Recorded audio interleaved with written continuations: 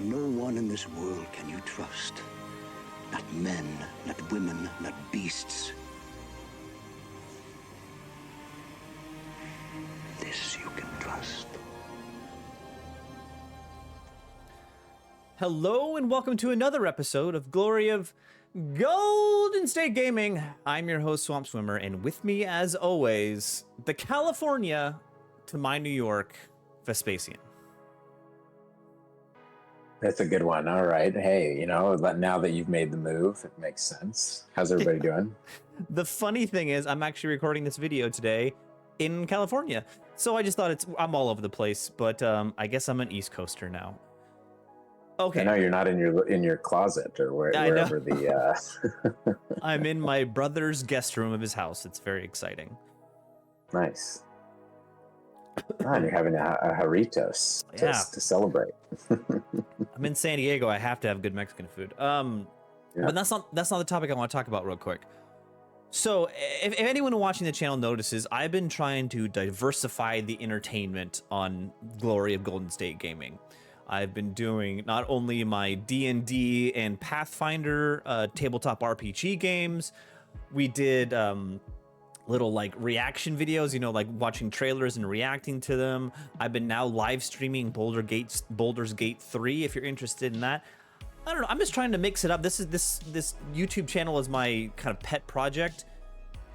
I wanted to hear from both you, Vespacian, and our viewers. Is all this other junk I'm putting on the channel like are you enjoy watching it, and B, is it taking away from the Ninth Age content? That's my question for you. I'm gonna keep doing it because it's fun, but I just want to know if like maybe I should move it to a different channel or something like that. What do you think, Vespacian?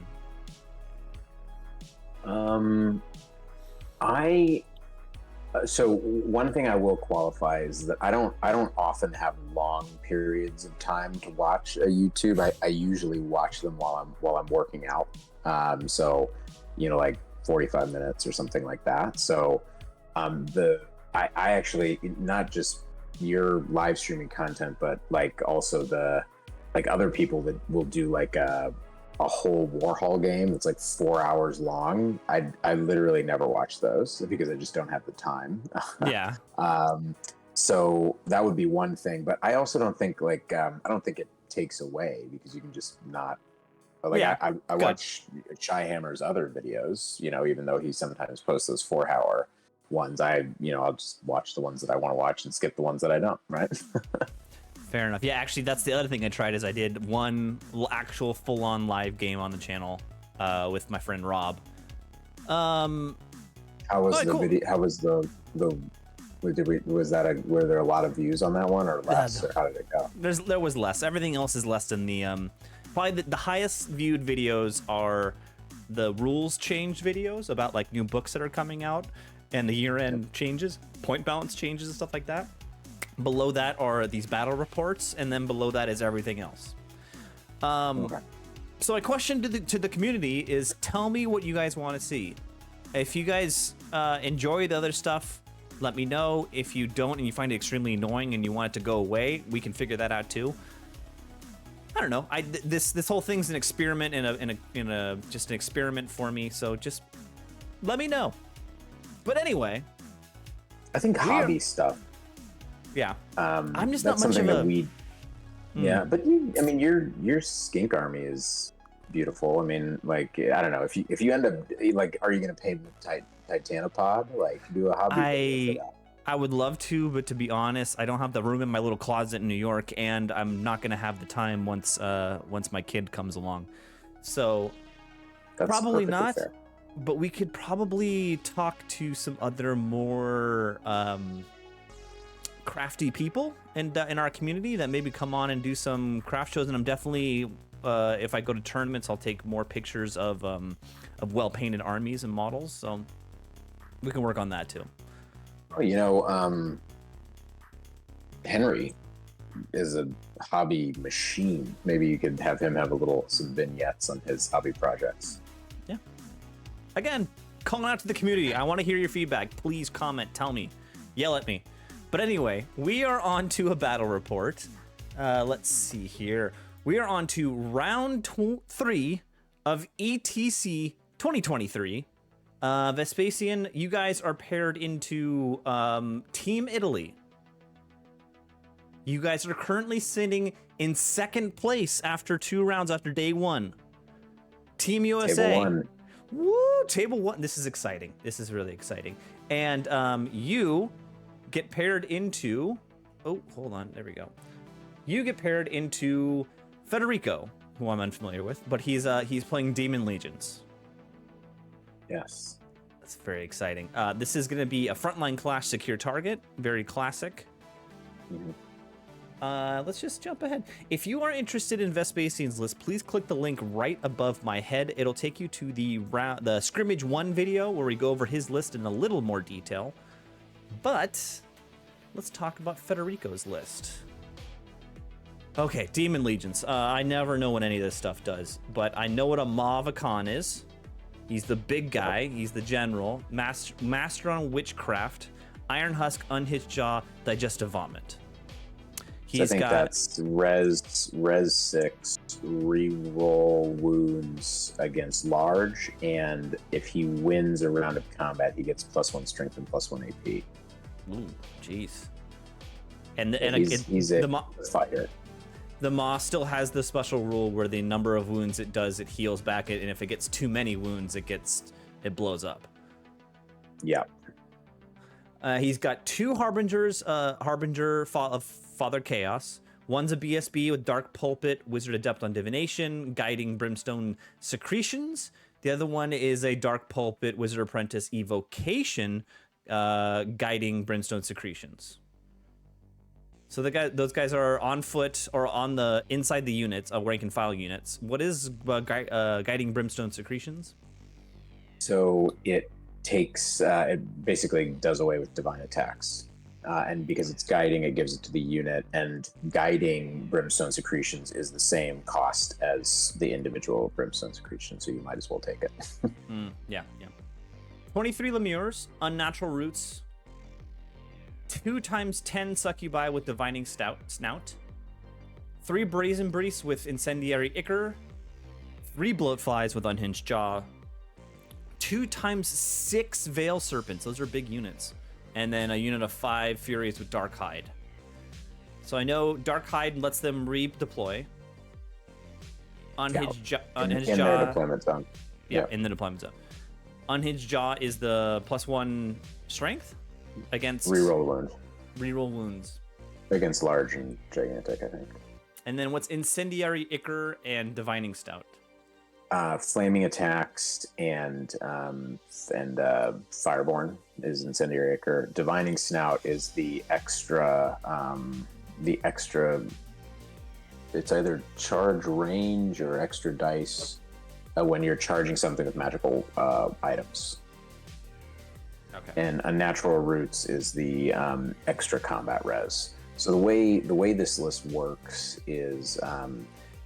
The 2 pulpits go into the lemurs typically, and so with the BSB, the banner, and Unnatural Roots, and then the 2 pulpits, which take up so much room, you're essentially sitting on a static of 6. So it's a very difficult unit to take off. Right? It's a combat res machine. He's bringing with the Evo and Divination. He's got 2 ways to reroll to hit. For those Veil Serpents that are almost always going to be taking the poison manifestation, right? So they can pick at the beginning of the battle which manifestation they want to take, and one of them is poison. So that unit spits out something like 18 poison attacks, which is a great flanking monster hunter, right? Buffed up with extra to reroll to hit from those 2 spells. They can punch above their weight. Absolutely. The Succubi and the Brazen Beast are just kind of like fast, flexible scoring units, I would say, that have some good, very good matchups. Those Succubi can be kind of like a missile almost. They can launch out, rip up a bunch of infantry before potentially getting killed on the backswing. And then it's got a very strong magic phase, unsurprisingly, from demons with the 7 spells from the 3 casters. So yeah, definitely an interesting list. Yeah, this is a cool list. This is different. It's really different. And it's really leaning into those poison attacks, which is super easy. And then creating that super, as you said, a combat res machine, but you're paying for it. That's like 1,200 points with the 2 characters. So I guess it's also a point sink. But if you think about it, yeah. So points retention, right? If you think about it, it makes the list very strong on many of the objectives, and with res 5 parry on the lemurs and all that res, very, very difficult to get that thing off. Certainly before you can get counter charges with all of the other fast moving stuff around the flanks, right? So it's interesting, at a minimum. Okay, very good, very good. Let's see here. Okay, pairings. Yeah. So I can't quite remember the sequence, but I think that we were moderately happy. I think we had paired into mainly neutral matches with a couple that we felt were green. I honestly thought that mine was green insecure. Usually in a list like this where I can get points from range and I can draw the objective, which usually in secure I can do, because you can counter deploy it. I felt like I should be able to get like a 13+ win in this in this matchup. So my first green of ETC. So we'll see what I do with it. That's very exciting for you. Yeah. But you felt this pairing was pretty good. I think we felt that we had paired into the opportunity to win, and I don't think, I'm trying to remember, I don't think we felt like we had any bad matchups. So we'll see. Okay, very good, very good. Let's see here. This is marked deployment. Yeah, so I got the opportunity to drop 4 first. Which is ideal because 1, it means that he has to drop his objective first, right? Which means that then I can counter deploy it. And 2, I get the opportunity for my shooting to start racking up damage, which on this map, there was not a lot of covering terrain for him, right? So you can see he placed his objective there, kind of in the middle, on the lee of the hill. Yeah, it's like literally in the middle. Yeah. Yeah, so again, his goal is he wants to try to have these objectives as close as possible, right? Because he's got that big res block to sit on it if he wants to. And so I put mine almost as far away as I can over on the right. And I did this because I had the house over on the left. I'm dropping first. Fairly obviously, I'm not going to, jam up my deployment zone with that house on the left. So it was fairly obvious I was going to be on the right. Just kind of makes sense to be on the right there.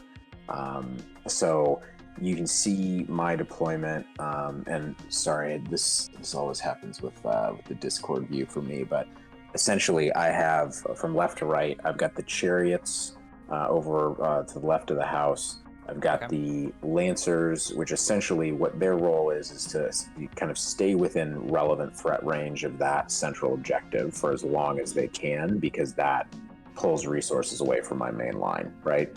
And then the Flame Phoenix there, kind of flexibly, he can go out to the left if he allocates a lot of resources over there, kind of cause him trouble. He can also hop behind the hill, right? Which is a great jumping off point and kind of disrupts his advance a bit. I've got the Novagriff central for basically to be flexible. Grey Watchers, and then kind of along my back line and out to the right, you can see my 3 bolt throwers. They want to be shooting all game, essentially. I think I could have done a slightly better job with their deployment. I always struggle to deploy that 3rd bolt thrower. I feel like there's never a good spot for it. I've got the Huntsman Prince next to the Novagriff in the center there. Reavers, so that I have the option, depending on how he deploys, to push up for a strong push turn 1. and then the mage with the archers behind, the 2 Sea Guard Brits over on the right, because basically those are going to be what I work on the shooting, or sorry, on the scoring with, and then my other Flame Phoenix over on the right. Mm-hmm. That seems like a pretty standard lineup. You did push to the far right, but it makes sense with the objectives. Yeah. And then this is 100% him counter deploying. Is that correct? Basically, yeah. So he's got the Veil Serpents out there in the open on the right, from my perspective, on his left. Mm-hmm. And then the kind of bigger Monsters Cav shaped stuff that his hands on there is the Brazen Beast. When he put those down there, it felt fairly clear they were going to be the thing that was going to threaten my objective, right? They have a longer charge range, all that kind of stuff. It's a little hard. So I think behind them is either the Furies or the Divining Snouts, Succubi. Let's see here. Oh, there we go. Thank you. Okay. So one of the Succubi, his big res block with the 2 characters. I cannot remember off the top of my head which one was which, but it doesn't really matter. The Maw, which is a really cool model. I don't think I did it justice with this picture. The other Succubi unit, the Furies, the Flies, and then the other Veil Serpents. Okay, very good. Very good. Very good. Let's see here. Next one is top 1 move. Yeah, so basically, keeping the plan in place, trying to use the chariots on the left to just make it complicated for him to advance. Essentially, if he moves everything straight towards the bulk of my forces, then I've got the chariots and the lancers that can potentially screw with him on the objective late game. I pop my Phoenix behind the hill. He had no eligible charges onto the Phoenix, and I think that complicates his advance quite a bit. And then I bring the 2 characters up. Again, no eligible charges, but they're threatening anything that gets on the hill. Yeah. I think that I could have. Well, I'll comment on it a little bit later, but I may have been able to position those characters a little bit differently. The Maw Lion Chariot matchup is a kind of an important one here, because the Lion Chariot does multi-wound 2, right? But the Maw with magical attacks and AP2 is going through the armor pretty effectively. So that's a quite swingy matchup that I think it's kind of one of those ones that like neither of us necessarily wants, right? Because it can break the game open big and be quite unstable. Yeah. But anyway, it's just a swingy matchup. Yeah. And then essentially what I do with everything else over on the right is turn all of my shooting towards those Veil Serpents on the right-hand side. And I thought it was kind of odd that my opponent, given where the hill was and where all my shooting was, I thought it was odd that my opponent essentially gave me the option to go after them with so much shooting. And so I turn everything in that direction. I believe that he had deployed so that my mage could not get ice and fire off. So I think my first turn was essentially like not a big magic phase. It's one of the downsides of the counter deploy, right? So I don't recall any. I may have gotten the hereditary off, or I maybe buffed a bolt thrower or something to shoot at the Veil Serpents. Essentially, I think that was about it. Okay. And so then we go on to the next one. Yep, this is bottom of 1 move. Yeah, so I have I think like pretty below average shooting phase. I think I actually think I rolled relatively well, but I think he rolled really well on his Aegis saves with those Veil Serpents. I mean, it can happen, it's demons.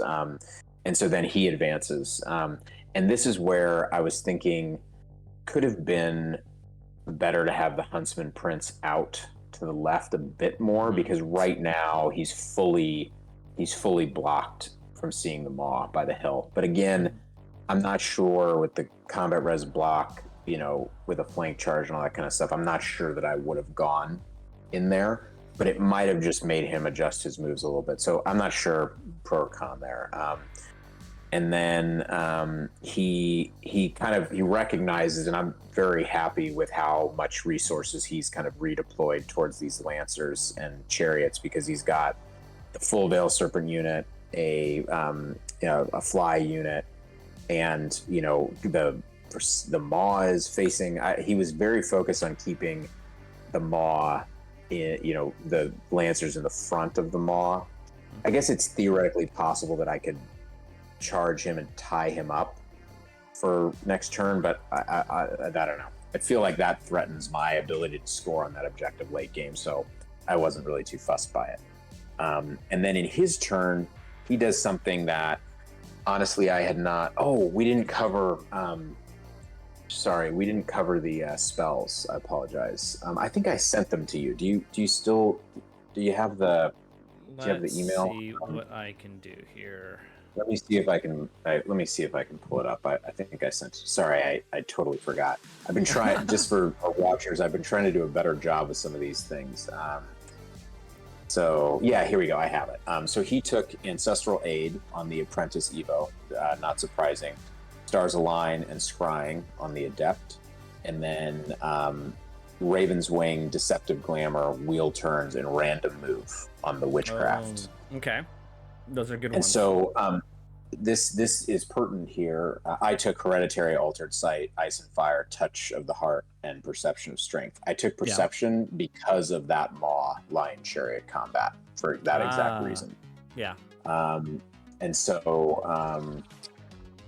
So here, I was very focused on stopping Scrying for obvious reasons. And he cast Small Random Move on my Novagriff.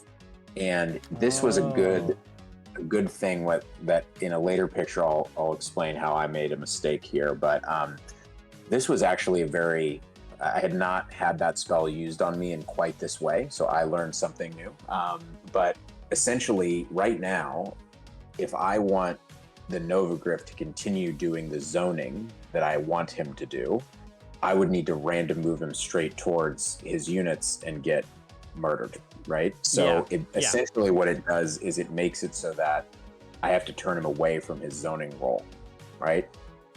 And that spell is cheap on the small version. So I was taken unawares by that, and it was a really good play by my opponent. Anyways, now we can move on to the next one. So this is top of 2 move, and exactly your Novagriff has turned around and is facing backwards now. Yeah, I would love him to still be facing the hill, obviously, but I can't. So I take advantage of the fact that he has nothing on the hill to move my Flame Phoenix, essentially, into the lee of the hill there. He's got no eligible charges. The Huntsman Prince moves back. Basically with the Novagriff unavailable, right? He needs to do quite a lot of zoning. And so I needed him back so that he could essentially see around the Phoenix to the other side of the hill, because he couldn't do it if he had been further up. And that's a shame. So that Wheel Turns thing doing quite a bit of work. You can see the sort of lackluster results of my shooting on that Veil Serpent unit over. I think I did 3 wounds with like my entire shooting phase, if I recall correctly. So I think could have done better there. And then let me see if there's anything else. Essentially, just continue moving my right. Same objective. I'm going to shoot at those Veil Serpents again. Start bringing my Phoenix up. Essentially, he's beyond max charge range for those Veil Serpents, because the last thing I want them to do is to get into my backline early by killing that Phoenix. I think, what did I do? The Lancers, I think, just were beyond the eligible charge of the Maw, though maybe I took this picture slightly early. I think that's where I ended up with them. So now we can move on to I think in my Magic, so this is his move. Because of where he put his Veil Serpent, sorry, I should have said, but back one picture, if you don't mind. Because of where he put his Veil Serpents, my furthest left Bolt Thrower, there was just really no way to get a decent shot at them. So I started working on Plinking Wounds on the Maw, essentially kind of looking forward towards that fight with the Lion Chariot Prince. And now if you can fast forward, I do a bit better on those Veil Serpents this turn. I think I do like maybe get a couple bases off. I do one wound to the Maw. Yeah, so I get him down to 3 models, so that's much better. Shame it didn't happen twice in a row. I think that would have been pretty average, but dice are dice. Did 1 wound to the maw, and continue to be pretty happy. Now this is his turn. Continue to be pretty happy with his resource allocation towards my chariots over on the left, right? So he's got both his Veil Serpents and his flies, right, moved over there. Yeah, he pushes you. And now he has towed both. I think it's both. Definitely the maw, and it's a little hard to tell here, but I think I clarified this with him. Also, that block both towed up very, very minorly. Yeah, up onto the hill. And so in this turn, about this, I think in this turn I actually tried to stop that random move spell and failed. Oh no! Who did you get it on? On the Novagriff again. So I think having learned my lesson from the last time, I made a little bit of a mistake there. Now I think something that I could have done. I've thought about this retroactively. I could have put something in front of the Novagriff towards his forces to bounce up against, essentially letting him turn around. But I think I had just gotten so clear that I was going to, stop that random move spell, that the fact that it did end up getting off really screwed me.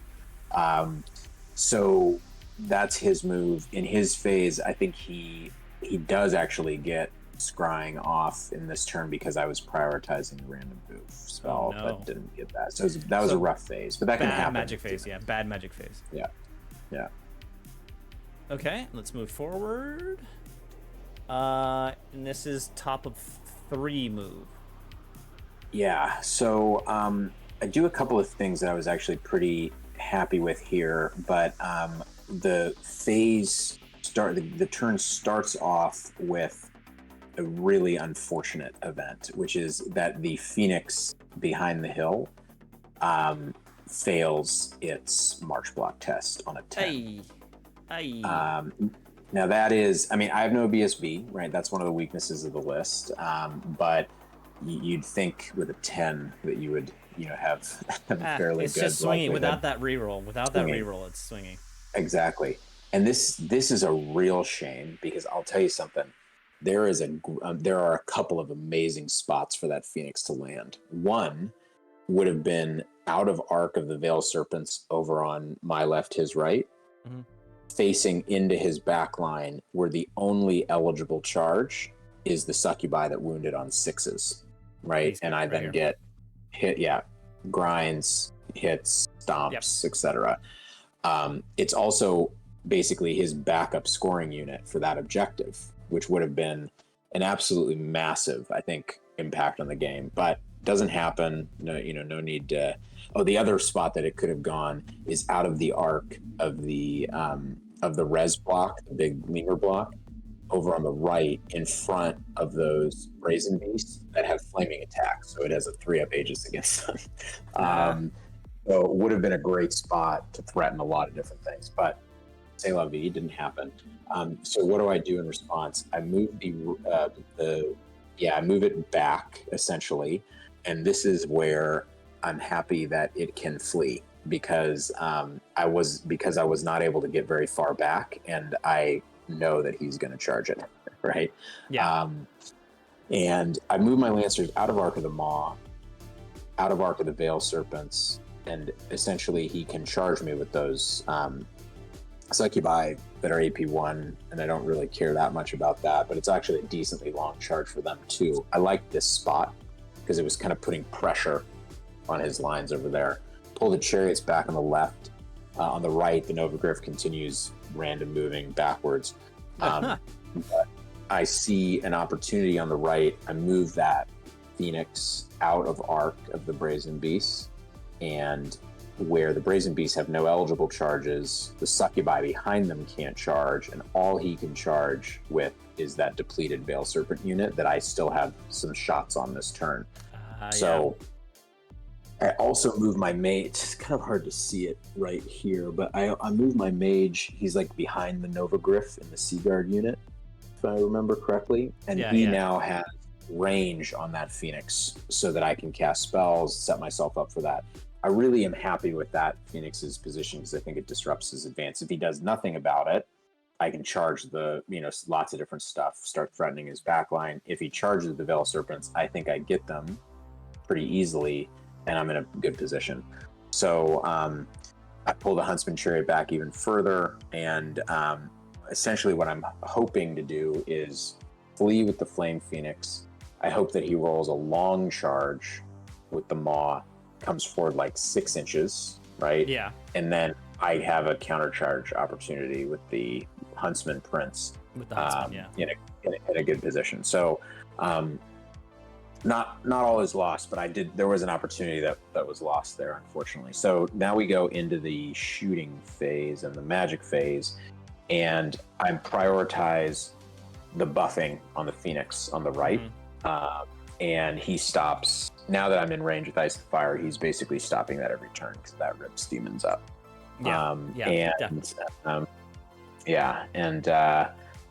My shooting, this was another turn. He had hidden those Veil Serpents back there. So this turn, I don't do too much to them. I think 1 or 2 wounds. I think I might pop another wound on the Maw. This was not a great turn for shooting because he had positioned himself pretty well with that wall and the Brazen Beast and stuff to kind of mitigate a little bit. I think I did a little bit of work on the Brazen Beast too, just expecting to have to fight them eventually. So, yeah. So this is top 4. Yeah. Okay. So he does charge the Brazen Beasts. Excuse me. Let me rewind. I charge on the left. No, this is his turn. Right. Never mind. Yeah. He moves away from my chariots. And I guess now that I've moved up with the Lancers, he wants to kind of mitigate that threat on the objective and goes kind of hard into them and basically says, look, I'm not scared of your chariots, which is fair. And then we skipped that. Now I'm remembering. We skipped, this is 2 turns now. Because you see my Reavers have moved up. My apologies. So this is now my top of 4. Yeah. Yes. Okay, so that's what I thought. So you can see his moves. He moves up to kind of corner my Lancers, right? And he did charge my Phoenix with the Veil Serpents, set up his Brazen Beasts to hit the Phoenix, when and if I finish off those Veil Serpents. He brings his Furies up. He does fail that charge with the Maw into the Flame Phoenix, which I flee, but he only rolls a 2 as his highest dice. So that's unfortunate. It's kind of a perfect outcome for him. It gets his center onto the hill for maximized charges next turn, and it's not close enough to make it very, easy charge for the Huntsman. And then let me see. So in the magic phase, this turn I absolutely need to stop that random move, and I do, which is great. He's jammed his block up really far, and it's and then you can see in my top of 4 that I've had to do something about that. I think I've called my coach's timeout at the beginning of my 4, so the beginning of this turn, because I did have a 10 on dice charge into that Maw with the Huntsman Prince. Yeah. And because he's jammed his big block up, right? This is a big charge. If I hit that charge, he's got no counter charges. Maw's wounded, right? He's got his block up, which means I could do some threatening things, which means he might need to buff them instead of the Maw. And essentially nothing is protecting that Maw. And so I thought, this could be an interesting time to pull the trigger It's tempting. on that. It's tempting. It's certainly tempting. I don't do it because it's a 10. It's kind of high risk. Then the Maw gets charged into the middle of my lines, have the fight on his turn when he can do the buffs and everything. So I decided not to do it, which I think even looking back was the right decision. So then I also do a charge with my chariots into his succubi. And my reasoning there was, I think it was a 10 or 11. Not an easy charge, but completely unprotected. He can't see me at all. It was a flank. And so to me, that's a big deal if I get that charge, because I think there's a decent chance I actually wipe that unit. I can overrun either into the back of the Maw or into the Furies. Yeah. Either way, there's some advantages there. And it removes a scoring unit from there, right? So it opens up a lot of opportunities, and there was what I thought no downside. So I take it, I don't make it. And so now I've positioned and I've got my Reavers set up. I have to chaff that block for obvious reasons. And I know that wherever I put my Huntsman, the Furies are going to be able to chaff him. So I kind of just set him up to be facing into the middle. And I bring my Novagriff out. And my thinking is, if he goes into the Reavers, then he's either going to have to reform, which keeps him further away, or if he tries to overrun towards my lines, I can put the Novagriff into the flank. Yeah. And so yeah. So now in this turn, and I think I have to say, I think the pictures get a little worse after here, so I do apologize, but we're on table, so hopefully everybody can forgive me. No, wait, question. Yeah. So Yeah. You took the charge with the flame Phoenix on the top right into the serpents. No, he charged me. If you go back, Okay. so he charges me. Yeah. So in the actual combat, it's a push. Yeah, he does. I think one. So these things have. So I either had the hereditary or I had debuffed their strength. So these things have AP 0, strength 3, or I'm able to stop a wound, one or the other. I can't remember. And he only had 3, right? So essentially, it comes down to the poison rolls when he goes in, and he just didn't get the poison rolls. Or I got good armor save, some combination. So he does like 1 or 2 wounds. I do a few wounds, right? I have 4 attacks, D6 grinds. They all wound on 3s or 4s. So they're pretty decent. So I think once that unit was depleted, the Phoenix wins that combat. And I also had buffs up, right? So I did have to let him get reroll to hit off because I needed to stop the random move. But that's okay. So now we go for it, and I think you can pause here because maybe pop to the next picture. Let me see what it is. I think this yeah, is okay, end so of pop game, back yeah. and yeah, okay. So I apologize for that, but to be honest with you, so this is bottom of 4 now. He charges the Reavers. He charges the Lancers with the Blowflies. And I rally that Phoenix in the back there. He's actually fortunately out of charge range of this stuff there. He brings forward the Furies to chaff the Huntsman Prince. Yep, the Huntsman's right over here. It's a little off camera, but he's right there. Yeah. Yeah. Okay. And I think he charges the Grey Watchers with either the Veil Serpents or the Maw, one or the other. I can't remember exactly. And yeah, and then and so then he does another thing with the random move that I didn't expect. He has something like a 14 or a 15 overrun. I made sure it was out of the 12 overrun from the Reavers into that Seaguard unit with my mage in it. Yeah. Right. And he uses the max random move on his own unit. He throws like 5 dice at it. Oh. To get the 3d6 overrun, right? I hadn't really expected that, but I think it was like a 14 or 15. So even still, it was not very likely. Possible, right? But not likely. And he goes for it and he misses it. He does not get it.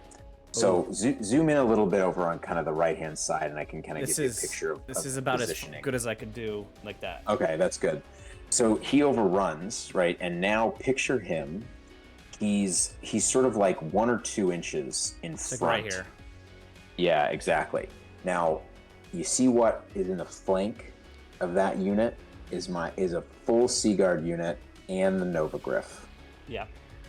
Right? And he's actually a decent quantity of his first, what would be like 2 to 3 ranks are in that water feature. Oh. Right. So I charge Novagriff, Seaguard. Seaguard need a 5. Oh no. Dice. Don't tell me. Don't tell me. Don't tell me. Yeah. I fail it. Oh. I roll a 4. And so I actually asked my opponent after the game. I was like, how are you feeling when I went for that charge in top of 5? And he said something that was a little hard to interpret, but he kind of laughed and like cringed a little bit. And so essentially, if I go in there, one, I've got a champion, right, which means that the Novagriff can go ham, into rank and file, doesn't get challenged. Yeah. 2, I've got charge, flank, big flank, probably at least 1, maybe 2 ranks, right? Plus whatever damage I can do with the unit, which in the flank is not that bad because I'm hitting on 2s, I think. And I can do buffs and all that kind of stuff. And then the other thing that unit is stuck there, I'm hitting him in the flank, right? So he could reform, but because I would have covered so much of his flank, that unit then becomes really wide, right? Yep. No ranks. And the Huntsman, after he eats the Furies, there's no more chaff over there, right? Which means either the Maw has to try to chaff the Huntsman, which obviously could be risky, or the Huntsman can then hit that unit, right? And the Huntsman does multi-wound 2 against those pulpits, right? So I think I cannot stress enough. I think that this was a very sizable win because that unit, as you mentioned, is like 1,200 points. Yeah, and I think I get it absolutely. And so that's a real shame. 5 on dice charge. It was just out of an auto charge. So anyways, I'd take it every time. What ends up happening is the Novagriff goes in. He doesn't bounce, but he doesn't do much because he just eats a champ. Yeah. He turns around, and the following turn he breaks the Novagriff. Yeah. Just from res, right? And on the up above, over the course of like 5 or 6 rounds of combat, the Flame Phoenix kills the Veil Serpents and then also kills the Brazen Beast. Wow. I mean, I have a 3-up Aegis against it. I mean, he also has a 3-up Aegis against me, but that one, the dice got a bit lopsided, so maybe, I mean, it's a small recompense for the 4 on the dice charge, but I do end up eating the Brazen Beast. He gets the Lancers, obviously. He somehow, I think either the Succubi or something ends up getting the Reaver Chariots on the left. Mm-hmm. And then I think he gets the Grey Watchers and my leftmost Bolt Thrower. Yeah, it's gone now. With the Veil Serpents or the Flies or something like that. And so he cleans all those up. Ultimately, I lose the Novagriff because I make a little bit of a mistake. Sorry, it's very difficult to explain all this with like where things are right now, and I do apologize. We actually did start to run a little low on time. We finished all 6 in time, but we were a little tight. I make a mistake late game. My shooting, my bolt throwers actually start opening up on that Maw late game, and he gets down to like, I think 3 wounds left. He charges that Phoenix, right? And his agility is pretty crap. He charges the Phoenix in the upper part. He's kind of moved the Maw away from the Huntsman. He charges that Phoenix. The Phoenix has a couple wounds left, but he strikes first. And with only 3 wounds left, he could have killed that Maw. But I did make a mistake because it just so happened that was the turn that the Novagriff got broken by that block. Failed to catch me, but the Novagriff ended up behind the Phoenix, so then the Phoenix did not heroically kill the Maw, unfortunately, which would have been amazing. but he overruns and also gets the Novogriff. So that was actually quite a big swing. I think that ended up, I could have just fled that with the Phoenix. I would have given up full points for the Phoenix as he was very wounded, but then it would have saved the Novogriff, which would have saved me a couple of points. So true. If I'd not, I kind of missed that sequencing of, admittedly, I rolled exactly enough to kind of get within the Maw's overrun and all that, and he rolled the overrun. He needed to hit him and all. So there's a lot of factors, but ultimately I kind of went for a low likelihood, high return of killing the Maw, and ended up costing me a fairly high likelihood, low, bad thing with the Novogriff. So probably should have been a slightly better score, but ultimately I feel like I had a shot at a big win here that didn't pan out, which is a shame. But let's look at the last pick here, the end of the game pick. Yeah. So here you can see this is the Novogriff and the Phoenix are not up there. They were dead. They just left them there. But you can kind of see I do manage with some kind of, I think, slight positioning mistakes from my opponent to get to keep my objective. He obviously holds his because he's killed everything over on the left-hand side. And we end up with a drawn objective, but he gets a big whack of points at the end with the Novogriff. And so it ends up being a...